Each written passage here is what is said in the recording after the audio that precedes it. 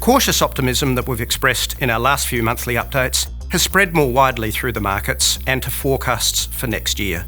An explanation of this improvement in sentiment in our last update for 2020.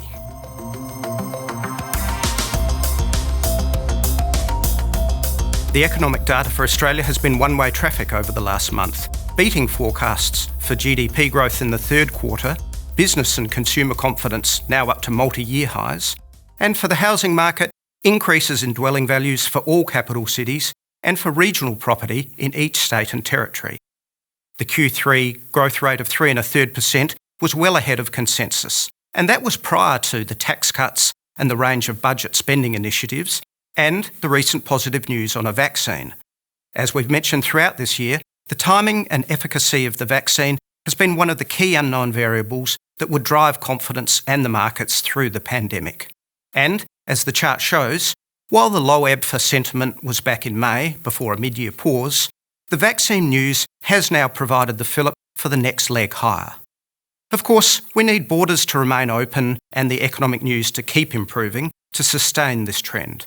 But stock markets are factoring in a broad-based recovery next year, and as of today, our ASX 200 is slightly higher than the start of the year, a remarkable outcome given the depth of the recession. The employment data out next week will be crucial to show that the jobs recovery is continuing, even as support from JobKeeper and JobSeeker tapers off. But for now, it still appears to be a V-shape, similar to stocks, sentiment and GDP growth. And it's worth keeping in mind that the number of workers supported by JobKeeper has fallen from 3.6 million to under 1.5 million since September. Assuming this trend continues, 2021 can be a year where JobMaker takes the reins from other support measures, and when the unemployment rate, having peaked at 7.5% in July, can continue to slowly improve. It's not all good news for our economy, with the escalation of trade tensions with China, which is showing no signs of improving, but at least the iron ore price is up at a 7-year high to offset some of the impact from other export markets, which need diversification if demand from China is to fall more permanently. And lastly, the resilient housing market continues to recover from the COVID-19 shock at the start of the year, with volumes for owner-occupier loans now at record highs.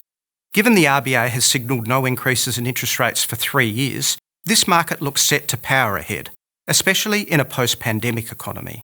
So, while investor activity has been more subdued, given the uncertainty ahead, a sustainable recovery from the recession may well be helped by rising asset values, as long as they don't rise too quickly.